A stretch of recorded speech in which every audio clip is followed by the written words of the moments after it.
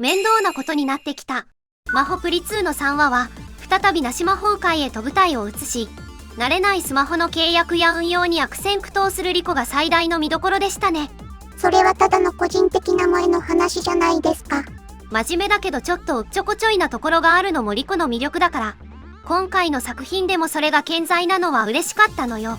肝心のストーリーは大人向けを意識してか難易度が上がってきている印象。難易度？今回のお話に中心にある過去や未来のイメージの描き方がかなり複雑になってて、アイルは2人にイメージを見せたのではなくて、2人にいろんな時間のイメージを見ることができる能力を与えただけらしくて、アイル自身もそこまで状況をハンドリングできてるわけじゃなさそう。未来とリコが見るイメージはランダム選出っていうことなんですね。だからアイルの予言めいた発言も、実はこの3話に出てきたアイルが時間を遡って、過去の自分に伝えているというからくりが明かされる。劇中の説明を聞いてるだけだと、かなりややこしいことになってて混乱しちゃう。アイルが時間移動できることも普通にすごいし、タイムパラドックスを念頭に置いて考えるともっと面倒ですね。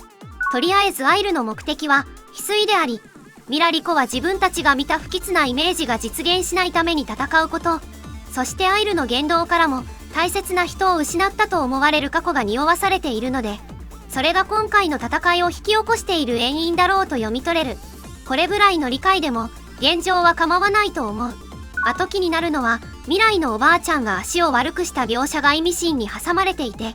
やはり老いることへの不安や悲しみといった話に発展しそうな気がする。それとカーテンを閉められない未来という描写も強調されていたね。これはテレビシリーズで一旦リコたちとお別れになってしまった後、それでも再会を信じ、いざ酔いの日にリコと出会えるようにカーテンを閉めなくなったってことらしいのだけど、これは単純にテレビシリーズの補完要素なのか、再び魔法界と行き来できる今も閉めないのは何か他の理由があるということなのか、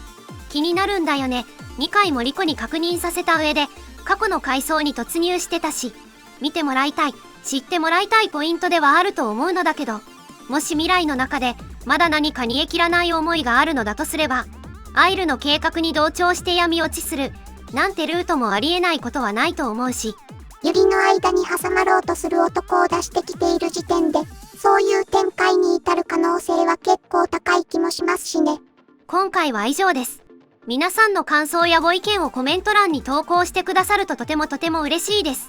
チャンネル登録、高評価もよろしくお願いします。それではまた次回のマホプリ2感想でお会いしましょう。チャンネル登録もお願いします。